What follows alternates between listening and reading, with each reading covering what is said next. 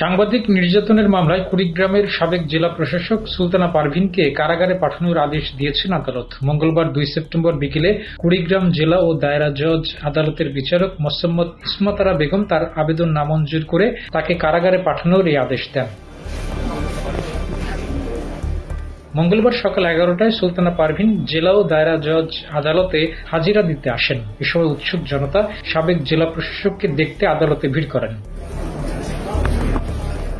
প্রশাসনের একটি পুকুরের নামকরণ নিয়ে সংবাদ প্রকাশ এবং নানা অনিয়ম নিয়ে অনুসন্ধান করায় ২০২০ সালের ১৩ই মার্চ দিবাগত মধ্যরাতে আরিফুল ইসলাম রিগান নামে এক সাংবাদিকের বাসায় অভিযান চালানো হয়। তাকে চোখ বেঁধে তুলে নিয়ে ক্রসফায়ারের হুমকি দেওয়া হয়। ডিসি অফিসে এনে ওই সাংবাদিককে নির্মম নির্যাতন করার অভিযোগ করা হয় জেলা প্রশাসনের তৎকালীন এনডিসি রাহাতুল ইসলাম এবং নির্বাহী ম্যাজিস্ট্রেট রিন্টু বিকাশ চাকমার বিরুদ্ধে। এরপর আরিফের বিরুদ্ধে আধা বোতল মদ এবং ১৫০ গ্রাম গাঁজা পাওয়ার অভিযোগ এনে ওই রাতেই তাকে ১ বছরের কারাদণ্ড দিয়ে জেলে পাঠানো হয়।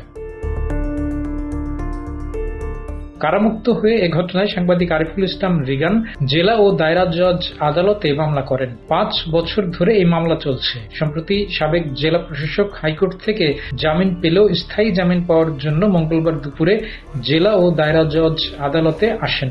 আদালত তার জামিন নামঞ্জুর করে তাকে কারাগারে পাঠানোর আদেশ দেন। ডেস্ক রিপোর্ট, জয় দিন।